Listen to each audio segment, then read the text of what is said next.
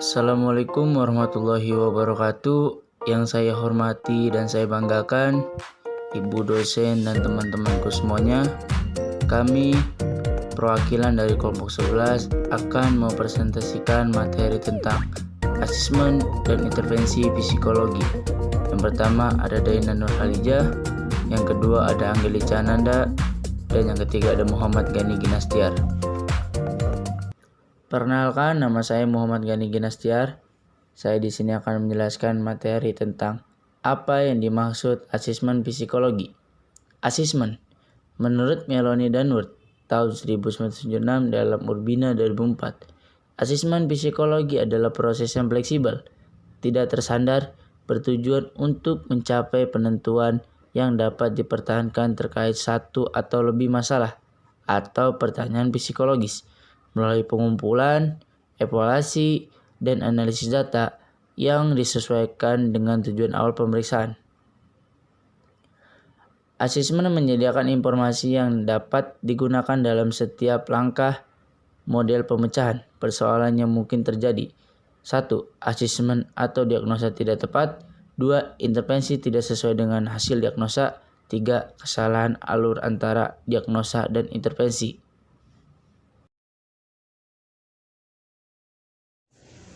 Selanjutnya, dalam asesmen terdapat prinsip the value of multiple assessment source, bahwa dengan menggunakan dua atau lebih alat pengumpulan data, maka hasil asesmen dapat semakin komprehensif. Ada beberapa metode asesmen yang dapat digunakan untuk menegakkan diagnosa, yaitu yang pertama, ada interview atau wawancara, autoanamnesa, dan aloanamnesa. Yang kedua, ada observasi. Observasi langsung yang memiliki tingkat validasi tinggi dalam asesmen. Yang ketiga, live record. Melalui data-data klien seperti ijazah, buku harian, surat, album foto, penghargaan, riwayat kesehatan, dan sebagainya. Lalu checklist. Biasanya digunakan bersamaan dengan observasi. Yang terakhir ada psikotes, membantu mengurangi bias selama asesmen berlangsung. Mengapa asesmen psikologi dibutuhkan? Asesmen psikologi itu berfungsi untuk mengukur potensi karakter maupun kompetensi peran seseorang, tidak mengukur kompetensi teknis atau bidang pekerjaan tertentu, sehingga perlu dilakukan penilaian tersendiri jika tuntutan pekerjaan memerlukan skill tertentu dari seseorang. Langkah-langkah pelaksanaan asesmen, yang pertama itu memilih fokus asesmen pada hal tertentu yang terdapat pada diri klien. Kedua, memilih instrumen yang tepat untuk digunakan. Lalu, menetapkan waktu kapan asesmen akan dilakukan. Yang terakhir ada pengujian validitas dan reliabilitas pada instrumen yang digunakan. Selanjutnya, apa itu intervensi psikologi? Akan dibahas oleh teman saya, Danya.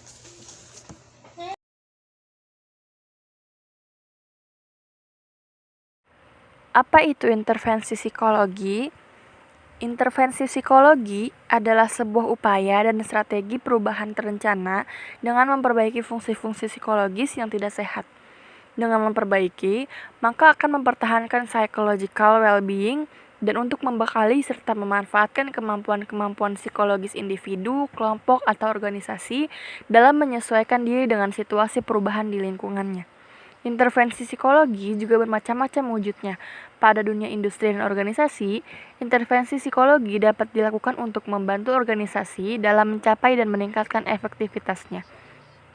Interaksi dalam intervensi ini juga dapat bersifat terapeutik atau berkaitan dengan terapi. Konseling dan psikoterapi melibatkan hubungan dan modalitas pribadi di antara konselor atau terapis dengan klien. Menurut Capuzzi dan Stauffer tahun 2016.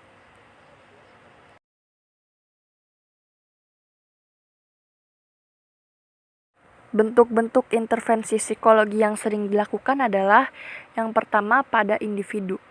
Konseling individu dilakukan pada kasus-kasus yang hanya dialami oleh satu orang atau lebih, namun konseling harus dilakukan secara terpisah.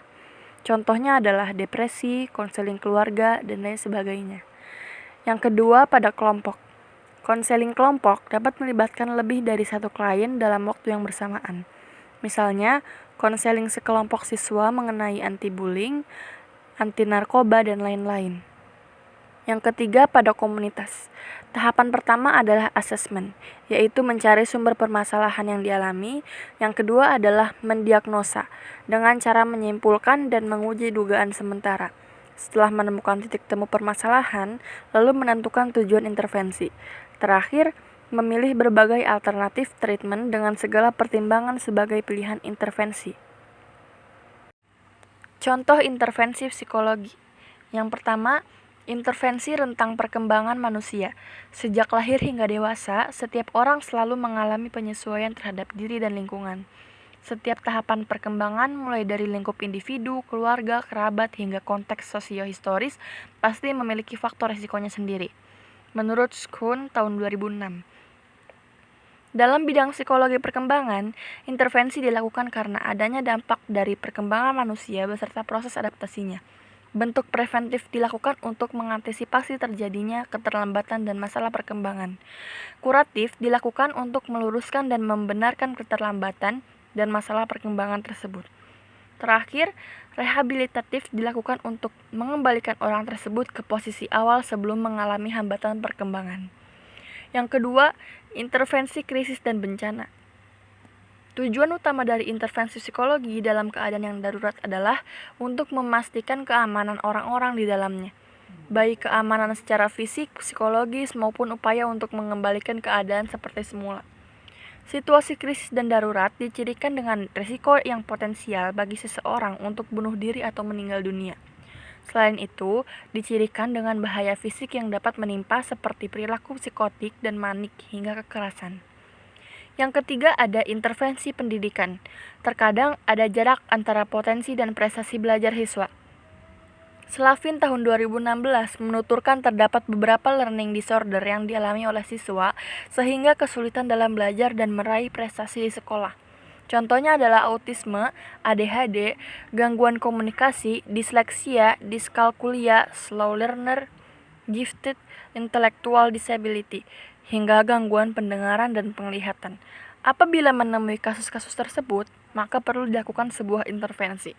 Pada tahap awal, terlebih dahulu dilakukan asesmen berupa observasi dan tes untuk mengetahui intelijensi dan perilaku adaptifnya. Selanjutnya, intervensi dapat dilakukan dalam bentuk konseling dengan guru dan psikolog. Selain konseling, intervensi dapat dilakukan dengan cara meningkatkan atensi dan mengurangi tingkat hiperaktif anak, serta mengoptimalkan kemampuan atau bakat yang dimiliki. Sekian presentasi dari kelompok 11 tentang asesmen dan intervensi psikologi. Kurang lebihnya mohon maaf. Terima kasih. Wassalamualaikum warahmatullahi wabarakatuh.